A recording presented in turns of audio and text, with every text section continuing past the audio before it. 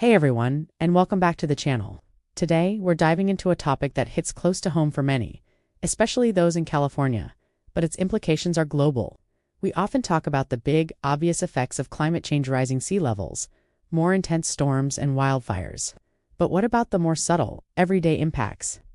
New research is revealing a surprising connection between climate change and something you might not expect: more run-ins with wildlife. Imagine this: you're living in a beautiful part of California, enjoying the scenery, but lately you've been noticing more coyotes in your neighborhood.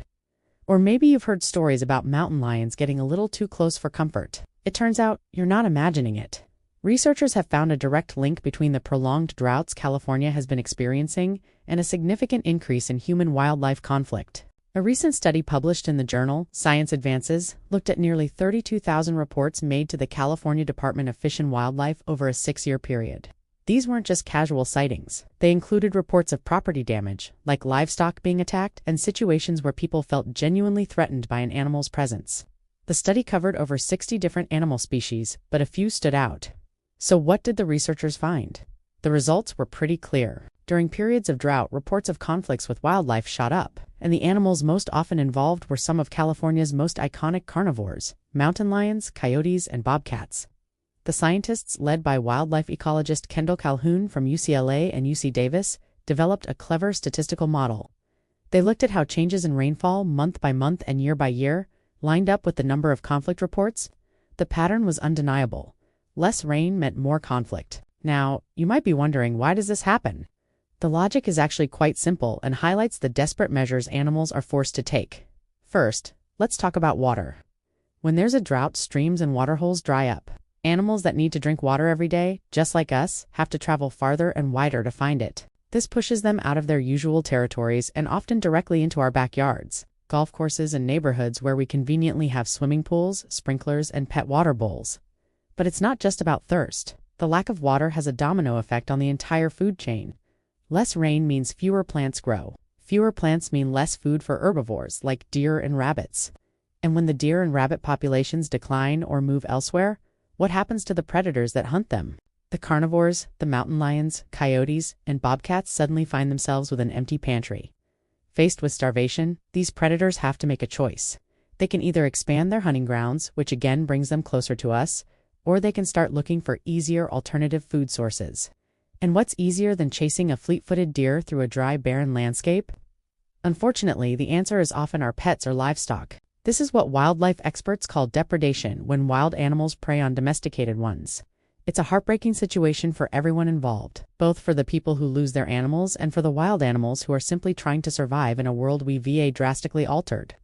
It's important to understand that drought isn't a new thing for California. It's a natural part of its climate cycle. However, what is new is the intensity and frequency of these droughts. Human-induced climate change is pouring fuel on the fire, making dry periods longer, hotter, and more severe. Warming temperatures cause more evaporation, and changing weather patterns reduce the amount of rain and snow the state relies on. So, what was once a manageable cyclical challenge for wildlife is becoming a chronic, life-threatening crisis. This research also uncovered another fascinating layer to this story, and it has to do with our human psychology. The researchers suggest that it might not just be animal behavior that's changing during a drought. Our behavior and our perceptions might be changing too. Think about it. When you're living under the stress of a severe drought, maybe you're worried about water restrictions, or the landscape around you looks brown and dead. Your mindset shifts. You might be more on edge. So, a coyote trotting down the street, something you might have ignored or even found interesting a few years ago, could now feel like a threat. The simple presence of wildlife on your property, which might have once been seen as a neutral or even positive experience, is now perceived as a conflict. This change in perception could be driving more people to report these encounters, which in turn inflates the statistics. So it's a two-way street. The animals are changing their behavior out of necessity, and we are changing our perception out of a heightened sense of anxiety and vulnerability. Why does all this matter? Well, conflict with large carnivores is one of the biggest challenges in conservation today. These animals are crucial for a healthy ecosystem. As apex predators, they keep herbivore populations in check, which prevents overgrazing and helps maintain the health of the entire landscape. But when they come into conflict with humans, the consequences can be severe. It leads to economic losses for farmers and ranchers, and it often results in the wild animals being trapped or killed. Furthermore, these conflicts can create a deep-seated fear and resentment towards these species, making long-term conservation efforts incredibly difficult. The researchers behind this study call their findings an early warning sign. They show us the hidden indirect ways that climate change is messing with the delicate balance of our world. It's not just about the polar ice caps melting. It's about the intricate web of relationships between climate, water, plants, animals, and us. And that web is starting to fray. As Kendall Calhoun put it, we can now clearly show that as droughts happen, conflict goes up. The big takeaway here is that human-wildlife conflict and climate change are not separate issues. They are deeply interconnected. To effectively manage our relationship with wildlife and ensure their survival, we have to tackle the root cause: climate change. We need to work on solutions that reduce our carbon footprint and promote a more sustainable way of living. At the same time, we need to adapt to this new reality. This means learning how to coexist with wildlife in a changing world. It involves simple but effective measures like securing our trash, not leaving pet food outside, and using wildlife-friendly fencing for livestock. It also means educating ourselves and our communities about why these animals are venturing into our spaces, so we can react with understanding and caution rather than just fear. This study is a powerful reminder that our actions have far-reaching consequences.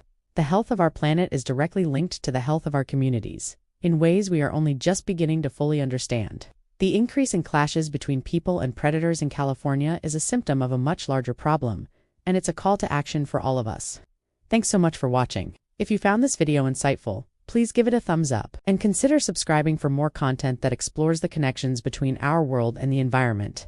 Let me know your thoughts in the comments below. Have you noticed more wildlife in your area lately? I'd love to hear from you.